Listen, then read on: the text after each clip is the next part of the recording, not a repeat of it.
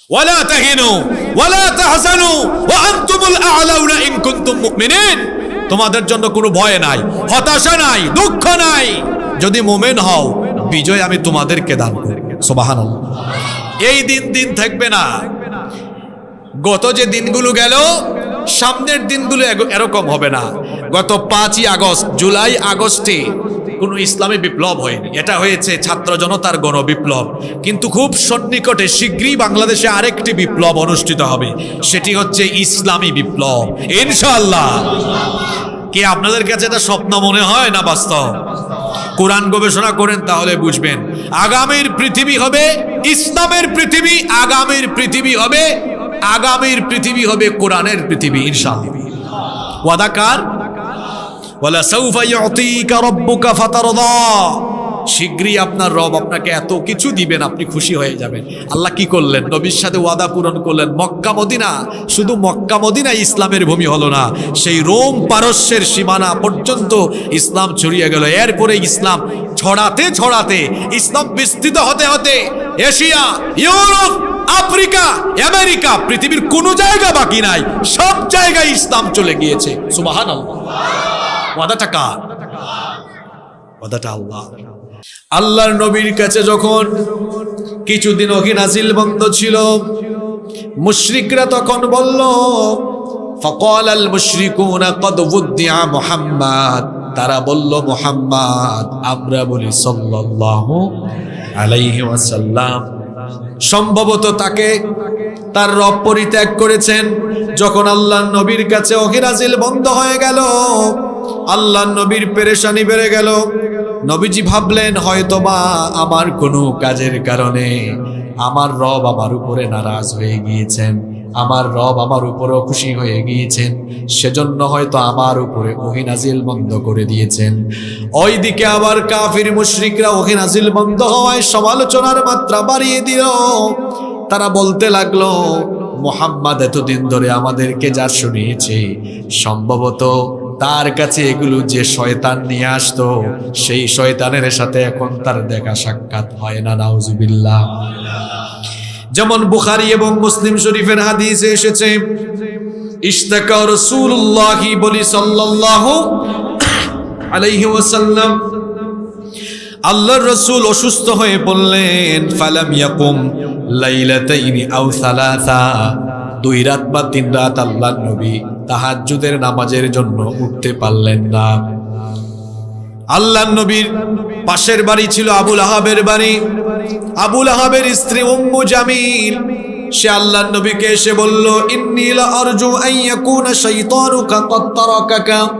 সম্ভবত তোমার শয়তান তোমাকে পরিত্যাগ করেছে। নাউজুবিল্লাহ। তারা বলতো যে আমাদের নবীর কাছে শয়তান এসে তারপরে নবীজিকে শয়তান কিছু একটা শিখিয়ে দিয়ে যায়, আর নবীজি সেটাই কোরআন হিসাবে প্রচার করেন। নাউজুবিল্লাহ। এমনি করে তারা যখন আমাদের নবীর ব্যাপারে বিষেধাগার আরম্ভ করলো, নবীজির ব্যাপারে আজে বাজে মন্তব্য আরম্ভ করলো, অন্যদিকে আল্লাহর নবীও ওহী নাযিল বন্ধ হয়ে যাওয়ায় পেরেশান হয়ে গেলেন। আল্লাহর নবীর পেরেশানি বন্ধ করার জন্য এবং কাফির মুশরিকদের সমালোচনার জবাব দেওয়ার জন্য অবশেষে আল্লাহ তাআলা কিছুদিন ওহী নাযিলের বিরতি দিয়ে আল্লাহ তাআলা এই সূরাটা নাযিল করে কাফিরদের কথার জবাব দিয়ে আল্লাহ তার নবীকে সান্ত্বনা দিলেন। সবাই আমার সঙ্গে পড়েন, ওয়াদ-দুহা ওয়াল-লাইলি ইযা সাজা মা ওয়াদ্দাআকা রাব্বুকা ওয়া মা ক্বালা।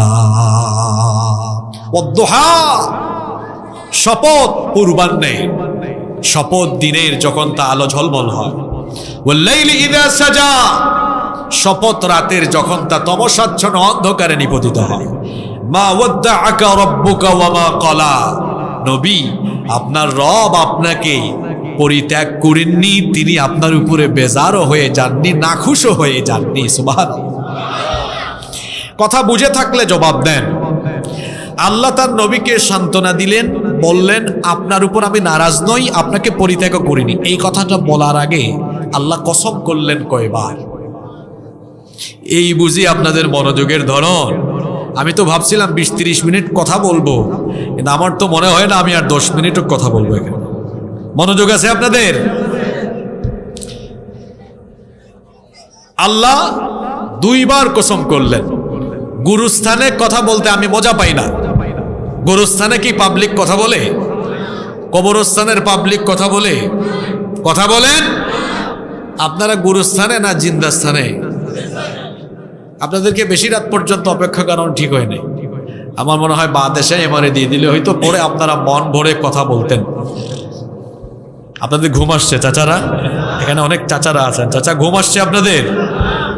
আল্লাহ তার নবীকে ছেড়ে দেননি, পরিত্যাগ করেননি, নারাজও হননি। এই কথা বলার আগে আল্লাহ কসম করেছেন কয়বার? আপনারা কসম করেন না মাঝে মধ্যে? আমাদের কসম আর আল্লাহর কসম কি একরকম? একরকম মোটেও না। আমরা যখন কসম করি কার নামে করি? যেহেতু আল্লাহ সবার বড়, এজন্য আল্লাহর নামে কসম করে আমরা আমাদের কথাগুলোকে বিশ্বাসযোগ্য বা মজবুত হিসাবে তুলে ধরতে চাই। কিন্তু আল্লাহ তাআলা যখন কসম করেন তখন তিনি কসমের পরে যে বিষয়টি নিয়ে আলোচনা করেন সেটার সাথে রিলেটেড সামঞ্জস্যপূর্ণ বিষয়ের কসম করে আল্লাহ তাআলা ওই বিষয়টি গুরুত্ব তুলে ধরে সে বিষয়টি আলোচনা করেন। তো এখানে আল্লাহ কেন দিন এবং রাতের কসম করেছেন সেটি বলার আগে আরেকটি বিষয় বলি। মনে রাখবেন, আমলের আগে নিজের ঈমান এবং আকীদাকে পরিশুদ্ধ করতে হয়। কারণ ঈমান আকীদা পরিশুদ্ধ না থাকলে কোনো আমল আল্লাহর দরবারে কবুল হয় না। এজন্য দেখুন, কবরের 3টা প্রশ্ন আমলের নয়, 3টা প্রশ্ন আকীদার। মার রব্বুকা ওয়া মা দীনুকা ওয়া মান নাবিয়্যুকা আও ওয়া মা হাযার রাজুলু আল্লাযী বুইসা ফীকুম। রবের প্রশ্ন, দ্বীনের প্রশ্ন, নবুয়তের প্রশ্ন, এগুলো আমলের না আকীদার? জোরে বলেন। আকীদার প্রশ্ন, এগুলো আমলের নয়। তো আকীদার কথা এখানে কেন বললাম? আমাদের সমাজে অনেক মানুষ আছে যারা কসম করতে গিয়ে মাঝে মাঝে এরকমও কসম করে, আমার বাবার কসম, আমার মায়ের কসম, আমার পিতার কসম, দাদার কসম, নানার কসম, নানির কসম। স্বামী বলে আমার বউয়ের কসম, বউ বলে আমার হাজব্যান্ডের কসম, সন্তানের কসম, কাবা শরীফের কসম, রাসূলের কসম।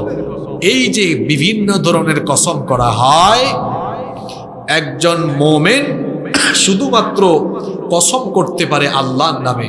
এজন্য আল্লাহর হাবিব আমাদেরকে জানিয়েছেন, মান হালাফা বিগাইরিল্লাহি ফাকাদ আশরাকা। যে ব্যক্তি আল্লাহ ছাড়া অন্য কারো নামে কসম করলো সে আল্লাহর সাথে শিরক করলো। শিরকের গুনাহ সবচেয়ে বড় না সবচেয়ে ছোট? গুনাহের লিস্টে সবচেয়ে উপরে যে গুনাহ, সেই গুনার নাম কি? তাহলে আল্লাহ ব্যতীত আমরা কারো নামে কসম করব? জোরে বলেন, কসম করব? কসম করতে হয় কার নামে? এবার আসি, আল্লাহ এখানে কসম করলেন দিন এবং রাতের। এরপরে বললেন, নবী আমি আপনাকে পরিত্যাগ করিনি, আপনার উপর বেজারও হইনি, নাখুশও হইনি। এবার আসেন, আল্লাহ কেন দিন এবং রাতের কসম করেছেন? দেখেন, দিন এবং রাত, দিন এবং রাত, এই যে দিনের পরে রাত আসে, দিন রাতের আবর্তন ঘটান কে? জোরে বলেন কে? আচ্ছা আপনারা আমাকে বলেন তো, আল্লাহ যদি চাইতেন 24 ঘন্টা সূর্যের আলো দিয়ে গোটা পৃথিবীকে দিন বানিয়ে রাখতে পারতেন কি পারতেন? আল্লাহ যদি চাইতেন গোটা পৃথিবীকে অন্ধকার বানিয়ে 24 ঘন্টা রাত বানাতে পারতেন কি পারতেন না? তাহলে দিন রাতের পরিবর্তন ঘটাচ্ছেন আল্লাহ। নিশ্চয়ই এর ভিতরে কোনো হিকমা, কোনো সিগনিফিকেন্স, কোনো তাৎপর্য আছে। সেই তাৎপর্যটা কি?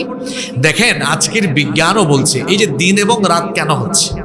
পৃথিবী তার নিজ অক্ষে একবার আবর্তন করে আসতে সময় লাগে 23 ঘন্টা 56 মিনিট 4 সেকেন্ড, মানে প্রায় 24 ঘন্টা। এই যে পৃথিবীর এই আবর্তন গতিকে বলা হয় আহ্নিক গতি। আর আহ্নিক গতির ফলেই পৃথিবীতে দিন হয়, রাত হয়। যেমন বাংলাদেশে এখন রাত 11টা, আমেরিকা এখন দুপুর 12টা। আমেরিকা এখন, ওখানে দিন, এখানে রাত কেন? কারণ আমরা পৃথিবী নামক একটি গ্রহে বসবাস করি। এছাড়াও আরো অনেকগুলো গ্রহ আছে, ছোটবেলায় আপনারা সেগুলো পড়েছেন, বুধ, শুক্র, ইউরেনাস, এগুলো পড়েন না আপনারা? তো এই যে আমাদের সৌরজগতের সেন্টারে, কেন্দ্রে সূর্য অবস্থিত। আমাদের সৌরজগতের কেন্দ্রে কি অবস্থিত? সূর্য অবস্থিত। ফর এক্সাম্পল, মনে করেন, এটা কথার কথা, উদাহরণ, পৃথিবী তো আর এই টিস্যু বক্সের মতো ছোট না। মনে করেন এটা পৃথিবী, যদিও পৃথিবী হলো কমলা লেবুর মতো ডিম্বাকৃতির। এটা যদি পৃথিবী হয়, তাহলে ওই যে আমার ডান দিকে লাইট, ওইটা মনে করেন সেন্টারে আছে সূর্য। এটা যখন ঘুরে, মনে করেন এই পাশটা তখন এই লাইটের আলোতে, এই পাশে কি আলো লাগছে?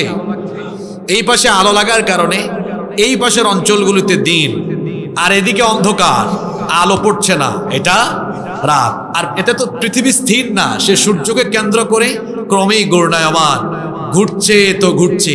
এই ঘূর্ণনের ফলে পৃথিবীতে কোনো কোনো স্থানে দিন হচ্ছে, কোনো কোনো স্থানে কি হচ্ছে। এবার আসেন, আল্লাহ দিন এবং রাত কেন দিলেন? এই জন্য আল্লাহ দিয়েছেন, এই যে আমাদের সকাল থেকে নিয়ে সন্ধ্যা পর্যন্ত আমরা কত কাজ করলাম, অফিস করলাম, ব্যবসা করলাম, স্কুলে গেলাম, কলেজে গেলাম, মাদ্রাসায় গেলাম, ইউনিভার্সিটিতে গেলাম। আমরা সবাই কাজ করে সন্ধ্যার পর থেকে এখন এনার্জি বেড়ে গেল না এখন ক্লান্ত হয়ে গিয়েছি? আমরা জোরে বলতে হবে, ক্লান্ত হয়ে গেছি। ক্লান্ত হওয়ার পরে রাতের এই অন্ধকারের সাথে কিন্তু বিশ্রামের সম্পর্ক আছে। আল্লাহ যদি দিন রাত না দিতেন তাহলে তো আমরা সমস্যায় পড়তাম। আজকের বিজ্ঞানও তাই বলছে, 24 ঘন্টা দিন থাকলে কি হতো? তাহলে পৃথিবীর টেম্পারেচার, তাপমাত্রা বেড়ে গিয়ে, সমুদ্রপৃষ্ঠের উচ্চতা বেড়ে গিয়ে গোটা পৃথিবী লণ্ডভণ্ড হয়ে যাইত। পৃথিবী টিকে থাকতে পারতো? ভারসাম্য থাকতো না। রাতের বেলা আস্তে আস্তে টেম্পারেচার কমে না বাড়ে? টেম্পারেচার ধীরে ধীরে কমে। এই জন্য রাতের বেলা বিশ্রাম নেওয়াটা আমাদের জন্য কি হয়? আরামদায়ক হয়। আল্লাহ তাআলা দিনের পরে রাত দিয়েছেন যাতে করে সারাদিন আমরা কাজ করার পরে যে টায়ার্ডনেস, ক্লান্তি আসে, রাতের বেলা বিশ্রামের মাধ্যমে যেন এটা চলে যায়। এটা চলে যাওয়ার পরে সকালবেলা দেখবেন ঘুমের থেকে ওঠার পরে আবার এনার্জেটিক লাগে। আল্লাহ এখানে দিনের কসম করলেন, এরপরে রাতের কসম করলেন। আল্লাহ বোঝাতে চাইলেন শুধু দিন থাকলে পৃথিবী বসবাসের উপযোগী হতো না, মানুষ পৃথিবীতে ব্যালেন্স হারিয়ে ফেলতো। মানুষের ব্যালেন্স থাকার জন্য, তার স্নায়ু শক্তি, তার এনার্জি থাকার জন্য যেমন দিনের বেলা কাজ করার পরে রাতের বেলা তার বিশ্রামের দরকার হয়। ও নবী, আপনার উপরে যদি প্রাথমিক পর্যায়ে আমি ওহির কিরণ দিতে থাকি, ওহি নাজিল করতে থাকি, ওহির ভার এটা সহ্য করতে না পেরে আপনার স্নায়ু হয়তোবা দুর্বল হয়ে যেতে পারত। আপনি যেন প্রাথমিক পর্যায়ে ওহী নাজিলের পরে আপনি যেন নিজেকে স্বাভাবিক রাখতে পারেন, এজন্য সাময়িক সময় ওহী নাজিল বন্ধ করে আপনার স্নায়ুকে আমি অত্যধিক পরিমাণে শক্তিশালী করেছি। সুবহানাল্লাহ। এজন্য আল্লাহ দিন এবং রাতের কসম করেছেন। ওহির বোঝা হালকা না ভারী? আপনারা আমার কথা শুনতেছেন? ওহির বোঝা, নবীর কাছে যখন ওহী নাজিল হতো নবীর অবস্থা কিরকম হতো শোনেন, হাদিস থেকে শোনাই। আল্লাহ নবীর কাছে যখন ওহী নাজিল হতো অবস্থা তখন কি হতো? নবীজির সাহাবী যায়েদ ইবনে সাবিত রাদিয়াল্লাহু আনহু তিনি বলছেন, أنزل على رسول الله صلى الله عليه وسلم وفخذه على فخذي فكادت ترد فخذي। একবার ওহী নাজিল হওয়ার সময় আল্লাহর নবীর উরু মোবারক আবার উরুর সাথে ঠেকিয়ে রাখা ছিল। যখন আল্লাহর নবীর কাছে তখন ওহী নাজিল হচ্ছিল, মনে হচ্ছিল তখন আমার উরু এবং হাঁটু ভেঙে চুরে চুরমার হয়ে যাওয়ার উপক্রম হচ্ছিল। সুবহানাল্লাহ। আমাদের মা উম্মুল মুমিনিন আয়েশা রাদিয়াল্লাহু আনহা তিনি বলেছেন, লাকাদ রাআইতুহু ইয়ানজিলু আলাইহিল ওয়াহয়ু ফিল ইয়াউমিশ শাদীদিল বারদি ফায়াফসিমু আনহু ওয়া ইন্না জাবিনাহু লা ইয়াতাফাসসাদু আরাকা। আম্মা জান আয়েশা রাদিয়াল্লাহু আনহা বলেছেন, প্রচন্ড শীতের রাতে অথবা প্রচন্ড শীতের দিনে যখন আল্লাহর নবীর কাছে ওহী নাজিল হতো, ওহী নাজিলের সময় ওহীর ভারী বোঝায় প্রচন্ড শীতের রাতেও আল্লাহর নবীর শরীর ঘেমে গিয়ে কপাল থেকে ঘাম ঝরে পড়তো। মানে আসেন না, ঘুমাই গেছেন? কমিটি তাড়াতাড়ি বিরানি নিয়ে আসেন। এরপরে আম্মা জান আয়েশা রাদিয়াল্লাহু আনহা আরো বলেছেন, আল্লাহর নবীর কাছে যখন ওহী নাজিল হতো, কানা ইযা উহিয়া ইলাইহি ওয়া হুয়া আলা নাকাতিহি ওয়াদাআত জিরানাহা ফামা তাস্তাতিআ আন তাহাররাকা হাত্তা ইউসররা আনহুম। আল্লাহর নবী উটের উপরে যখন সাওয়ার থাকতেন, উটের উপরে সাওয়ার থাকা অবস্থায় তার কাছে যখন ওহী নাজিল হতো, উট তখন স্বাভাবিক অবস্থায় দাঁড়িয়ে থাকতে পারত না, তার বুক মাটিতে ঠেকিয়ে দিত। ওহী নাজিল বন্ধ হতো না যতক্ষণ উট নড়াচড়া করতে পারত না ততক্ষণ। আল্লাহ তাআলা সূরা মুজাম্মিলের মধ্যে 5 নম্বর আয়াতে বলেছেন, ইন্না সানুলকি আলাইকা কওলান সাকিলা, নিশ্চয়ই আমি আপনার উপরে ভারী বোঝা পাঠাচ্ছি, ভারী বোঝা নাজিল করছি। ওহী নাজিলের এই বোঝা, এই ভারী বোঝা যদি নবুয়তের প্রথম পর্যায়ে ক্রমাগতভাবে নাজিল হতো, তাহলে আল্লাহর নবী প্রাথমিক পর্যায়ে সেটা স্বাভাবিক অবস্থায় হয়তো নিতে পারতেন না। দিনের পরে যেমন রাতের দরকার বিশ্রামের জন্য, যাতে করে বিশ্রাম নিয়ে মানুষ আবার স্বাভাবিক হতে পারে, ঠিক তেমনি ভাবে ওহী প্রাথমিক অবস্থায় নাজিল হওয়ার পরে আল্লাহর নবীর স্নায়ুকে শক্তিশালী করার জন্য ওহী বন্ধ করা সাময়িক সময়ের জন্য দরকার ছিল। এজন্য আল্লাহ বলেন, নবী সাময়িক সময়ের জন্য ওহী নাজিল বন্ধ রেখে আমি তো আপনার উপরে জন্য নারাজ হয়ে যাইনি, ছেড়েও দেইনি, বরং দিনের পরে যেমন রাতের দরকার, ওহী নাজিলের পরে কিছুকাল আপনার জন্য বিরতিও দরকার। এজন্য আল্লাহ তার নবীকে জানিয়ে দিলেন, ওয়াদ-দুহা ওয়াল-লাইলি ইযা সাজা মা ওয়াদ্দাআকা রাব্বুকা ওয়া মা ক্বালা। শপথ দিনের, শপথ রাতের, যখন তো অন্ধকার হয়, নবী আমি আপনাকে পরিত্যাগ করিনি, আপনার উপর বেজারও হয়ে যাইনি। সুবহানাল্লাহ। এবার আপনারা আমাকে বলেন, আল্লাহর নবীর কাছে 12, 15, 20, 25 বা 40 দিন ওহী নাজিল বন্ধ ছিল, এজন্য আল্লাহর নবীর পেরেশানি কম ছিল না বেশি ছিল? আছেন আপনারা? পেরেশানি কম ছিল না বেশি ছিল? এবার আমাকে জবাব দিয়েন না, নিজের বিবেককে প্রশ্ন করে মনে মনে নিজেকে নিজে জবাব দেন।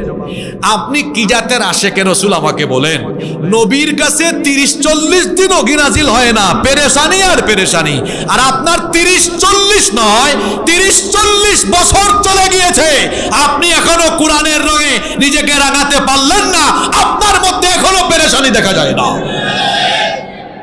এটা ঠিক বলে জবাব দেওয়ার দরকার। আমি বলেছি নিজের বিবেককে এই প্রশ্নটা করুন।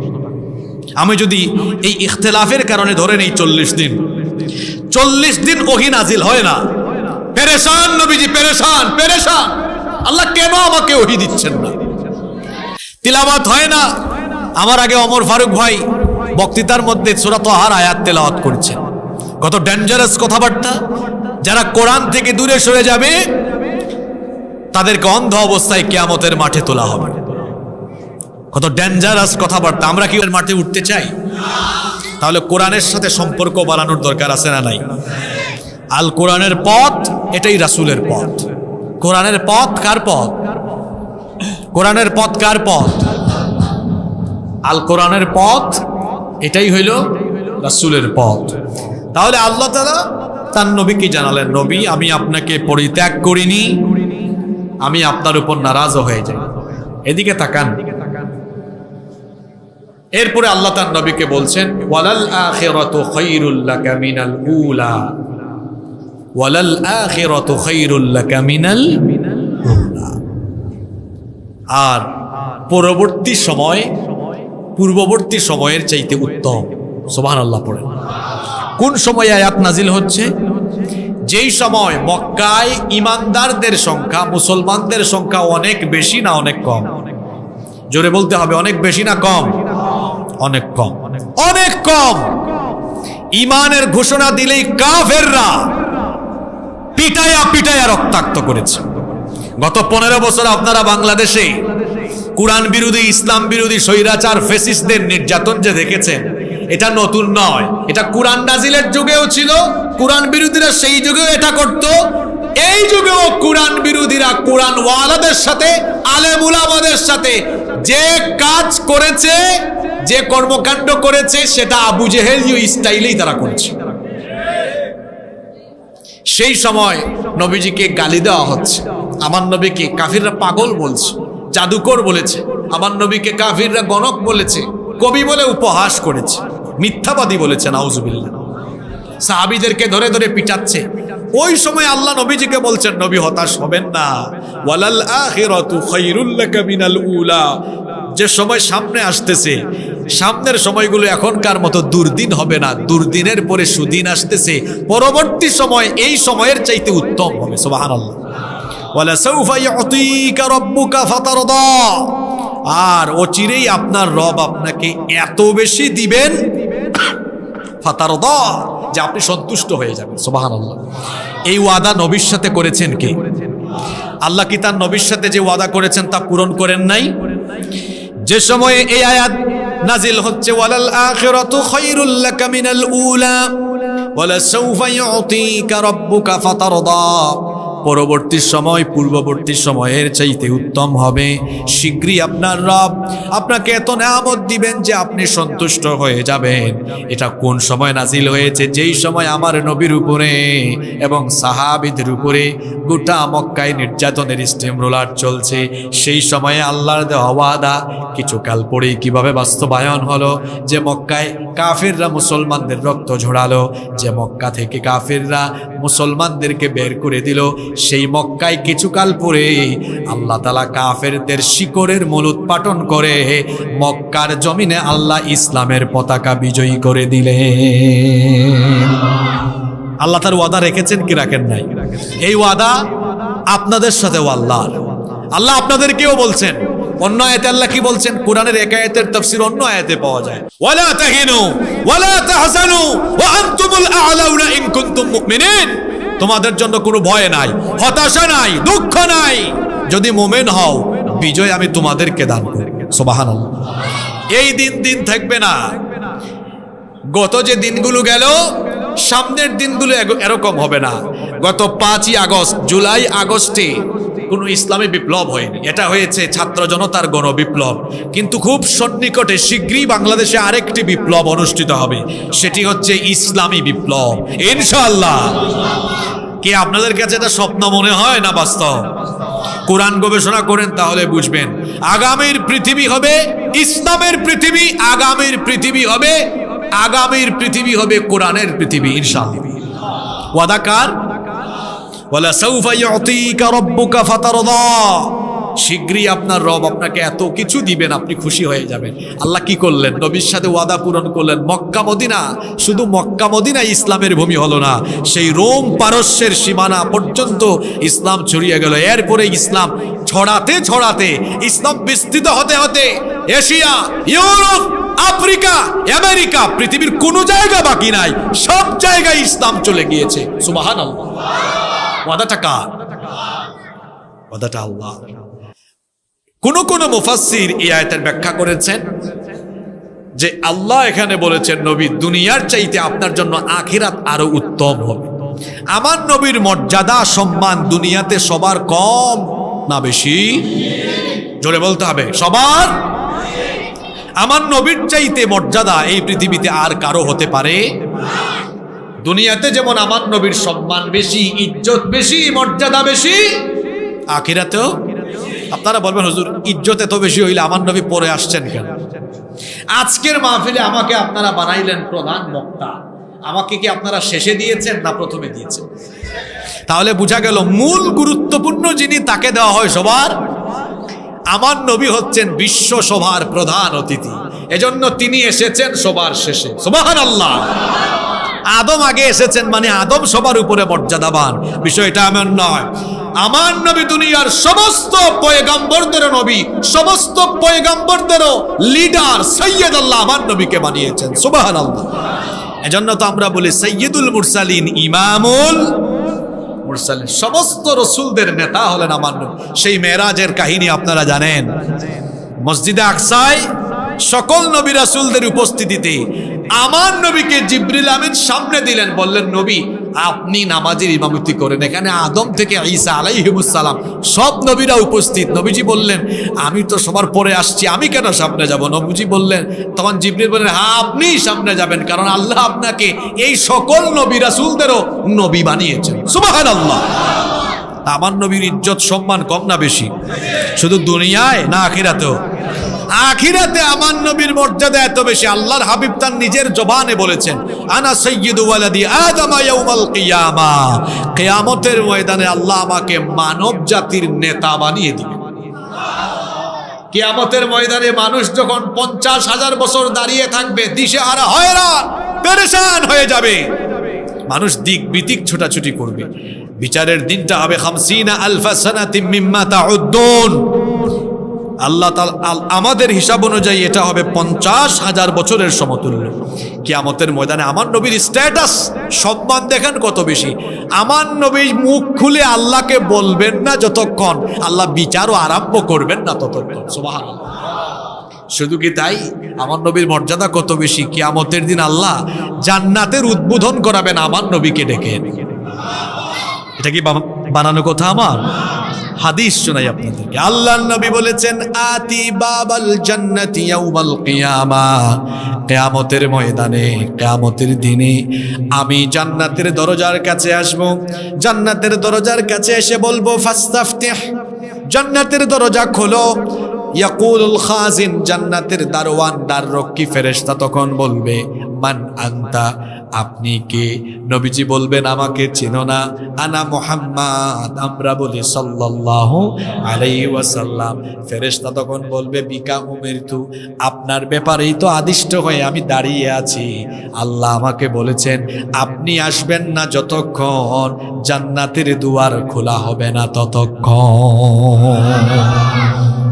তাহলে আমার নবীর মর্যাদা দুনিয়ায় আখিরাতে সবার থেকে বেশি আমার নবীর এই মর্যাদা দিয়েছেন কি? সব দিক থেকে তিনি সেরা, শ্রেষ্ঠ। চেহারার সৌন্দর্য কেমন? সব দিক থেকে সেরা। ইউসুফ নবীকে আল্লাহ দিয়েছেন দুনিয়ার অর্ধেক সৌন্দর্য, আমার নবীকে দিয়েছেন আল্লাহ দুনিয়ার পুরা সৌন্দর্য। সুন্দরের দিক দিয়ে জোরে বলেন, সুন্দরের দিক দিয়ে আমার নবী সেরা। আমার নবীর চাইতে সুন্দর কেউ। আম্মা জান আয়েশা রাদিয়াল্লাহু আনহা বলেছেন মিশরের যে সকল নারীরা ইউসুফ নবীকে দেখে রূপে পাগল হয়ে আঙ্গুল কেটেছে, ওরা তো আমার নবীকে দেখে নাই। যদি দেখতো হাত না কলিজা কেটে ফেলতো, টেরও পেত না। সুবহানাল্লাহ। একজন সাহাবী জাবির বিন সামুর তিনি বলছেন আমি চাঁদনি রাতে চাঁদের দিকে একবার তাকাই, একবার আমার নবীর দিকে তাকাই। আমার নবীর দিকে যখন তাকালাম আমার কাছে মনে হলো আকাশের আসমানের ওই চাঁদের চাইতেও আমার নবী আরো বেশি সুন্দর। সুবহানাল্লাহ। সুন্দরের দিক থেকে সেরা। গুণাবলী যদি বলেন আদম থেকে নিয়ে ঈসা আলাইহিমুস সালাম সব নবীকে আল্লাহ যে সকল গুণাবলী দিয়েছেন, সব নবীদের গুণগুলো আল্লাহ এক জায়গায় করে একা আমাদের নবীকে দান করে দিয়েছেন। চরিত্র যদি বলেন তাহলে নবীজির চরিত্র হলো এমন, প্রফেট মুহাম্মদ সাল্লাল্লাহু আলাইহি সাল্লাম is the best example for the entire humanity. তিনি হচ্ছেন ধর্ম বর্ণ নির্বিশেষে তামাম দুনিয়ার সকল মানুষের জন্য অতুলনীয় অনন্য আদর্শ। সুবহানাল্লাহ। ওয়া ইন্নাকা লাআলা খুলুকিন আযীম। নিশ্চয়ই নবী নৈতিকতার মানদণ্ডে আপনি সুমহান আদর্শের উপরে সুপ্রতিষ্ঠিত। সুবহানাল্লাহ। সেই নবীকে আল্লাহ ওয়াদা দিচ্ছেন ইহকালের চাইতে পরকাল আরো উত্তম। সম্মানিত উপস্থিতি, খারাপ লাগতেছে আপনাদের? কিন্তু আমরা শেষের দিকে চলে আসতেছি। এবার আল্লাহ তাআলা বলছেন নবী সামনের দিনগুলোতে আপনাকে যে নিয়ামত দিব, দুনিয়ায়ও দিব আখিরাতেও দিব। এর কিছু নমুনা আপনাকে বলি। অতীতেও কিন্তু আমি আপনাকে দিয়েছি, আপনাকে অতীতেও আমি ছেড়ে দিইনি। আল্লাহ এবার পরের আয়াত থেকে এগুলো স্মরণ করিয়ে দিচ্ছেন। এই সূরাটা আপনাদের অনেকের মুখস্থ আছে, যারা পারেন আমার সাথে। আল্লাহ তার নবীকে এবার অতীতের নিয়ামতের কথা স্মরণ করিয়ে দিচ্ছেন। আল্লাহ তার নবীকে বলছেন আলাম ইয়াজিদকা ইয়াতীমান ফাআওয়া, আমি কি আপনাকে এতিম অবস্থায় পাইনি? আর এতিম অবস্থায় পেয়ে আমি কি আপনার উত্তম আশ্রয়ের ব্যবস্থা করিনি? আমার নবী তো এতিম হয়ে দুনিয়াতে এসেছেন। এমন এতিম ছিলেন, দুনিয়াতে আসার আগে তিনি পিতৃহারা এতিম হয়ে গেলেন। দুনিয়ায় আসলেন পিতৃহারা এতিম হয়ে, তার পিতা নাই। আল্লাহ নবীর জন্ম হলো মা আমেনার ঘরে। সেই যুগে আরবদের রীতি ছিল, আরবদের নিয়ম ছিল, যখন আরবদের শহরে কোনো ঘরের মধ্যে সন্তান জন্ম নিত, শহরের লোকবালাই থেকে শিশুকে হেফাজতে রাখার জন্য মরুভূমির বেদুইন অঞ্চলে পাঠিয়ে দেওয়া হতো। মরুভূমির রুক্ষ আবহাওয়ায় শিশুরা যেন শক্তিশালী হয়ে বেড়ে ওঠে, সেজন্য মরুভূমির বেদুইনদের কাছে, ধাত্রী মহিলাদের কাছে পাঠানো হতো। আর আরো একটি কারণ ছিল, মরুভূমির বেদুইনদের ভাষা ছিল বিশুদ্ধ, শিশুরা যেন ছোটকাল থেকে বিশুদ্ধভাষী হয়ে ওঠে। এই জন্য তৎকালীন আরবের শহরাঞ্চলের লোকেরা শিশু জন্ম নিলে পরে ওই মরুভূমির বেদুইন অঞ্চলের ধাত্রী মহিলাদের কাছে দিয়ে দিত। আল্লাহ নবীর বেলায়ও তাই ঘটছে।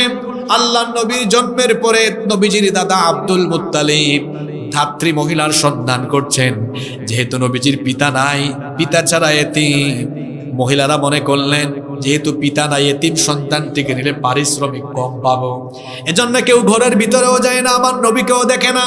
ওইদিকে তায়েফের বনু সাদ গোত্র থেকে একদল নারীরা মক্কায় আসলেন দুগ্ধ শিশু তালাশের জন্য।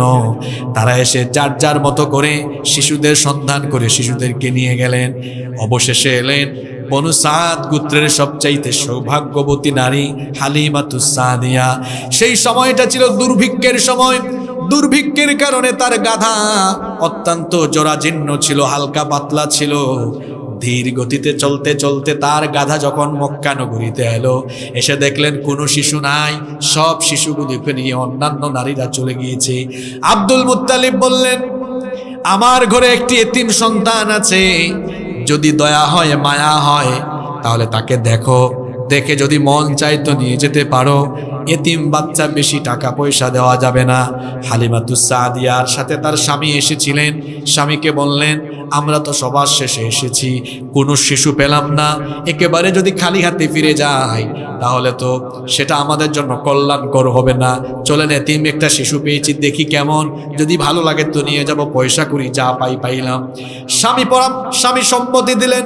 হালিমাতুস সাদিয়া তার স্বামীর সম্মতি পেয়ে এবার যখন মা আমিনার ঘরে ঢুকলেন, মা আমিনার ঘরে ঢুকে তিনি যখন শিশু মুহাম্মাদুর রাসূলুল্লাহ সাল্লাল্লাহু আলাইহি ওয়াসাল্লামকে কোলে নিয়ে শিশু নবীজির চেহারার দিকে তাকালেন, তিনি তখন বললেন, আমি চেহারার দিকে তাকিয়ে দেখলাম এত সুন্দর বাচ্চা, এত সুন্দর মানুষ আমার এই দুই নয়ন, দু চক্ষু কখনো দেখেনি। আমার কাছে মনে হলো আসমানের চাঁদ আমার কোলে চলে এসেছে। হালিমাতুস সাদিয়া এবার শিশু নবীজিকে নিয়ে তার দুর্বল জরাজীর্ণ হালকা পাতলা গাধার উপরে সওয়ার হয়ে রওনা যখন করলেন, এক বিস্ময়কর অবস্থা দেখা গেল। তার সেই দুর্বল গাধাটি এবার এত বেশি গতিতে ছুটে চলা আরম্ভ করলো, অন্যান্য নারীদের গাধাগুলোকে পেছনে ফেলে সামনে যেতে লাগলো। সুবহানাল্লাহ। সবাই বলল, কি ব্যাপার হালিমা, তুমি না সবার শেষে এসেছিলে? তোমার গাধা তো অত্যন্ত দুর্বল ছিল, এটার গতি হঠাৎ করে কিভাবে বেড়ে গেল? তিনি তখন বললেন, স্পিড, গতি কেমনে বেড়েছে আমি জানি না, তবে এতটুকু জানি আমার হৃদয়ের অনুভূতি শেয়ার করছি। আমার কাছে মনে হচ্ছে এই শিশুটি আমার কুলে চলে আসার পরে দুনিয়ার বরকত আমার কাছে চলে এসেছে। বাড়িতে যাওয়ার পরে দেখলেন তাদের ফসল উৎপাদন বেড়ে গেল, খেজুরের উৎপাদন বেড়ে গেল, উটনির দুধ বেড়ে গেল, অলান দুধে একেবারে পরিপূর্ণ হয়ে গেল। এমনকি হালিমাতুস সাদিয়া নিজে বলছেন, দুর্ভিক্ষের কারণে আমরা খাবার দাবার ঠিকঠাক মতো পেতাম না। এই শিশুটাকে যখন বাড়ি নিয়ে আসলাম, আমার শিশুরাও ঠিক মতো আমার দুধ পেত না, কিন্তু শিশুটাকে নিয়ে বাড়িতে আসার পরে আমি নজর করে দেখলাম আমার সিরাপ পুরোটা একেবারে দুধে পরিপূর্ণ হয়ে গেল। এরকম এতিম অবস্থায় নবীজির জন্ম হলো। আল্লাহ বলছেন, কিভাবে আপনার সুব্যবস্থা করলাম। হালিমার ঘরে থাকলেন, এরপরে আবার তার মা আমেনার ঘরে চলে আসলেন। 6 বছর বয়সে নবী মায়েরও এবার এতিম হয়ে গেলেন, এবার দাদার আশ্রয়ে গেলেন। 8 বছর বয়সে দাদাও চলে গেলেন। এরপর তার চাচা আবু তালেব তাকে আশ্রয় দিলেন। মাক্কি জিন্দেগিতে নবীজি দাওয়াত যখন আরম্ভ করেছেন, কাফিরদের বিরোধিতায় এই আবু তালেব তাকে শেল্টার দিয়েছে। আল্লাহ তার নবীকে বলছেন, আলাম ইয়াজিদকা ইয়াতীমান ফাআওয়া, আমি কি আপনাকে এতিম অবস্থায় পাইনি? এরপরে তো ছেড়ে দেই নাই, আমি আপনার উত্তম আশ্রয়ের ব্যবস্থা করেছি। সুবহানাল্লাহ। এরপরে আল্লাহ তার নবীকে আরো বলছেন, ওয়াজাদাকা দাল্লান ফাহাদা, আমি কি আপনাকে পথ হারা অবস্থায় পাইনি? এরপরে আমি কি আপনাকে পথের দিশা দেইনি? অর্থাৎ আল্লাহর নবী এমন একটি সমাজে এসেছিলেন যেই সমাজের মানুষগুলো পৌত্তলিক ছিল, এরা জানতো না সত্য পথ কোনটা, মূর্তি পূজারী ছিল, এরা মানুষের উপরে জুলুম করত, ইনসাফের পথ, আলোর পথ কোন দিকে এটা তারা জানতো না। আল্লাহ নবী এই সমাজে এসেছিলেন এই সমাজের মানুষগুলোকে আলোর দিকে নিয়ে আসার জন্য। নবীজি চিন্তায় ছিলেন, কিন্তু কোনো পথ নবীজি জানানোর আগ আল্লাহ জানানোর আগ পর্যন্ত নবীজি কি জানবেন নাকি? এজন্য আল্লাহ তার নবীকে বলছেন, মা কুনতা তাদরি মাল কিতাবু ওয়ালাল ঈমান, আপনি জানতেন না কিতাব কি, জানতেন না ঈমান কি। কিতাব আর ঈমান উভয়টি নবীজিকে চিনিয়েছেন কি? ও নবী, আমি আপনাকে এই কিতাব দিলাম, এই কিতাব দিয়ে ঈমানের পথ পরিষ্কার করে দিলাম। আল্লাহ সূরা ইব্রাহিমের শুরুতে বলছেন, আলিফ লাম রা, কিতাবুন আনজালনাহু ইলাইকা লিতুখরিজান নাসা মিনাল যুলুমাতি ইলান নূর, আপনার কাছে এই কিতাব আমি নাজিল করেছি যাতে করে তমসাচ্ছন্ন অন্ধকারে পড়ে থাকা এই মানবতাকে আলোর দিকে নিয়ে আসতে পারেন। এই জন্য এই কিতাব যিনি নাজিল করেছেন তিনি কি? তাকে সমৃদ্ধি দান করেছি। আমার নবী পৈতৃক ভাবে তো এত ধন সম্পদের অধিকারী ছিলেন না, পৈতৃক ভাবে একজন দাসী আর একটা উটনি মাত্রই তার ছিল। এরপরে আল্লাহ তাআলা তার নবীজিকে মেধা প্রজ্ঞার সবটুকু দান করে আল্লাহ তার এমন যোগ্যতা দক্ষতা দান করেছিলেন।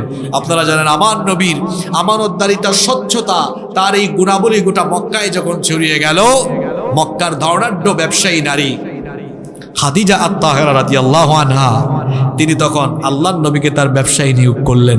আল্লাহর নবীকে তার ব্যবসায়ী নিয়োগ করার পরে এত বেশি লাভ হইল যে তার ব্যবসায়িক জীবনের ইতিহাসে এত লাভ কখনো হয় নাই। সুবহানাল্লাহ। সেই খাদিজা রাদিয়াল্লাহু আনহা তাকে বিবাহের প্রস্তাবও দিলেন। আল্লাহর নবীর সাথে বিয়ে হলো।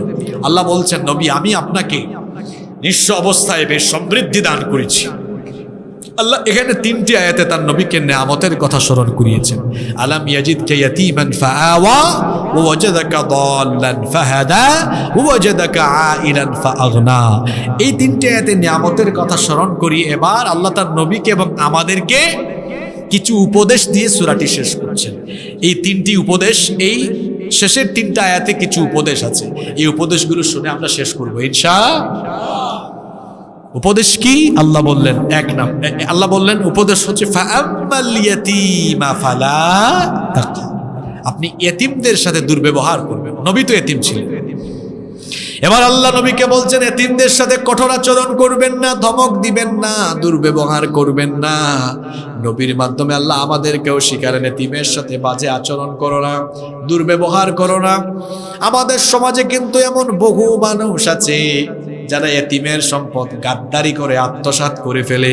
অবশ্যই এই ধরনের আত্মসাৎকারী এতিমের মাল খাওয়া ডাকাত পার্টি আপনাদের রাউজানে নাই?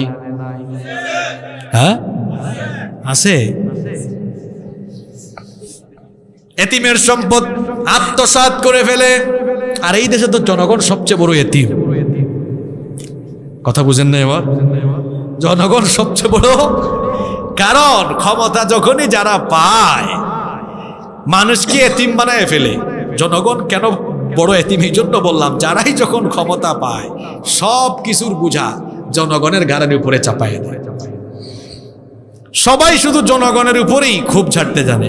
দেখেন নাই সেনাবাহিনী নামানোর পরে কিছুদিন ধরে সেনাবাহিনী পাবলিকরে খুব পিটাইতেছে না? বলতেছে শান্তি শৃঙ্খলা আনয়নের জন্য। আমাদের সেনাবাহিনী আর পুলিশ বাহিনী যদি আগে দরবেশ বাবাদেরকে এরকম পিটাইতো, আর আপনাদের এলাকারও আরেক দরবেশ আছেন এই দরবেশদেরকে যদি আগে থেকেই পিটাইতো বাংলাদেশের মানুষ পিটান লাগতো না, মানুষ আরো ভদ্র এমনিতেই থাকতো। যাদেরকে পিটান দরকার তাদেরকে পিটায় না এরা, তাদেরকে কি দেয়? কি দেয়? জোরে বলেন। পারলে ওই সকল ভূমিদস্যু, ভূমিখাকু, চোর, ডাকাত, দুর্নীতিবাজদেরকে পিটান। এরা পিটা খাওয়ার যোগ্য। যেখানে লাগানো দরকার সেখানে লাগায় না। কি বলেন? যেখানে লাগানো দরকার সেখানে।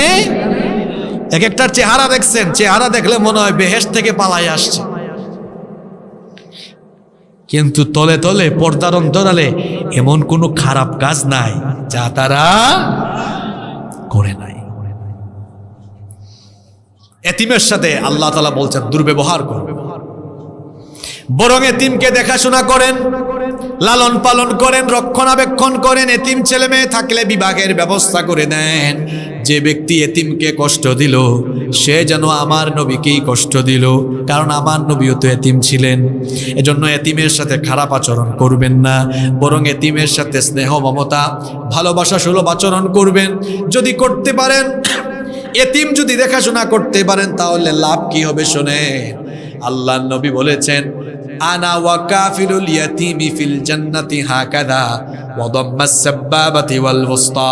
এই দুটো আঙ্গুল একত্রিত করে আল্লাহর নবী দেখালেন, সাহাবীদেরকে বললেন, এতিমের দেখাশোনা করা ব্যক্তি আর আমি নবী কিয়ামতের দিন এইভাবে এক জান্নাতে অবস্থান করব। তাইলে এতিমের সাথে ভালো আচরণ করবেন তো ইনশাআল্লাহ। এরপরে আল্লাহ বলছেন, ওয়া আম্মাসাইলা ফালা তানহার। আর যারা সাইল আছে, প্রার্থী, অসহায়, অভাবী মানুষ আছে, তারা যদি চায় তাদেরকে ধমক দিয়ে তাড়িয়ে দিও না, তাদেরকে সাহায্য করো। আমাদের সমাজে অনেক অভাবী, অসহায় মানুষ আছে না নাই? আমরা যারা সম্পদশালী, আমাদের যাদেরকে আল্লাহ সম্পদ দিয়েছেন, আমাদের সম্পদের ভেতরে সেই অভাবী, অসহায় সাইলদের একটা হক রেখে দিয়েছেন কি? এজন্য আল্লাহ বলছেন, ওয়াফি আমওয়ালিহিম হাক্কুল লিস-সাইলি ওয়াল মাহরুম। তাদের সম্পদের ভেতরে অভাবী, অসহায়দের একটা হক আছে। এখন আমরা যারা সম্পদশালী, আমাদের সম্পদে যাদের হক আছে, তাদের হক তাদেরকে দিয়ে দেওয়ার দরকার আছে না নাই? সেটা কেমনে দিবেন? আপনার প্রয়োজনের অতিরিক্ত সম্পদ অভাবী, অসহায়দেরকে দিবেন, আল্লাহর পথে খরচ করবেন। আল্লাহর পথে যদি খরচ করেন, অভাবী অসহায়ের কল্যাণে যদি পাশে দাঁড়ান, আল্লাহর নবী বলেছেন, যে ব্যক্তি কোনো অভাবী অসহায় মানুষের অভাব বা প্রয়োজন পূরণ করে দেয়, আল্লাহ ওই ব্যক্তির দুনিয়া আখিরাতের সকল প্রয়োজন পূরণ করে দিবে।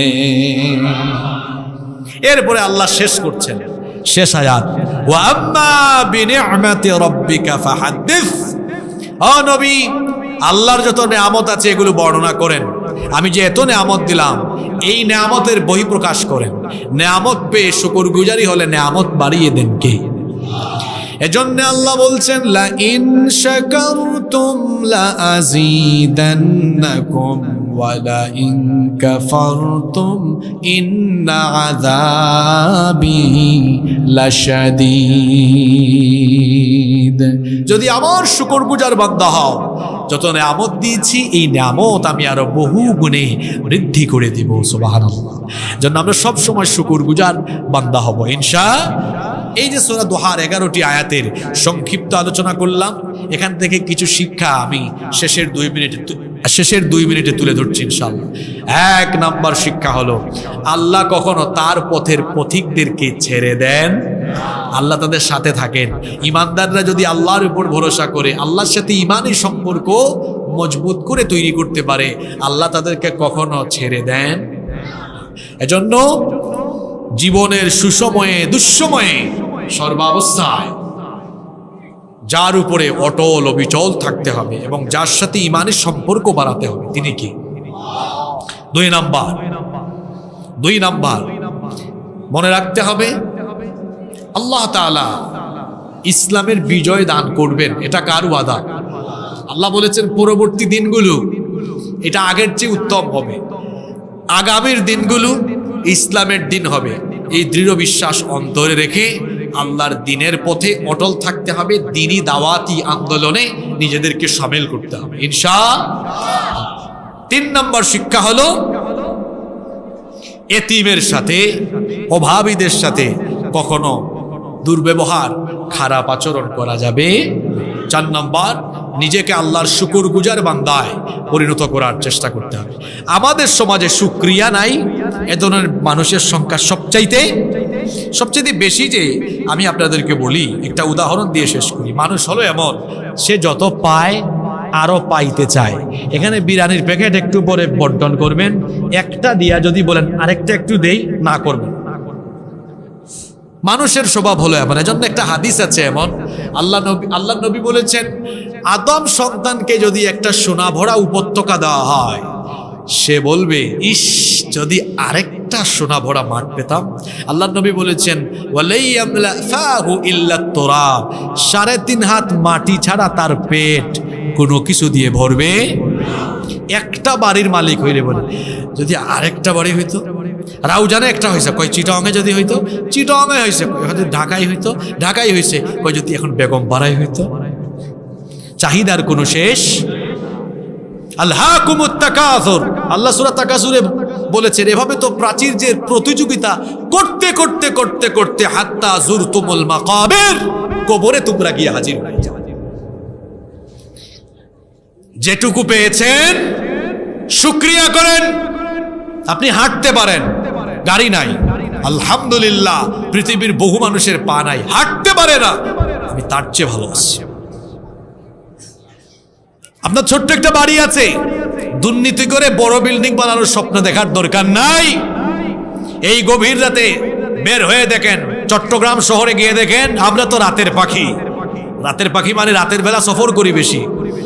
রাস্তায় বস্তা গায়ের উপর দিয়ে শুয়ে আছে এরকম শত শত মানুষকে দেখি। আল্লাহ তো আপনাকে রাস্তায় ঘুম পাড়ায় নাই, আপনার তো ছোট্ট হলেও একটা ঘর আছে। শুকরিয়া করবেন কার? যারা শুকরগুজারি জীবন যাপন করে না, এদের জীবন কখনো দ্বীনের পথে পরিচালিত হয় না। যতটুকু আছে শুকরিয়া করতে হবে কার? আর শুকরিয়া করলে কমে না। আল্লাহ বলেন, শুকরিয়া করলে শুধু বাড়ে, শুধু বাড়ে, শুধু বাড়ে। সুবহানাল্লাহ। তাহলে যে 5টা শিক্ষার কথা বললাম, এই 5টা শিক্ষা যেন আমরা আমাদের বাস্তব জীবনে প্রতিফলিত করতে পারি, মহান রব আমাদেরকে সেই তৌফিক দান করেন।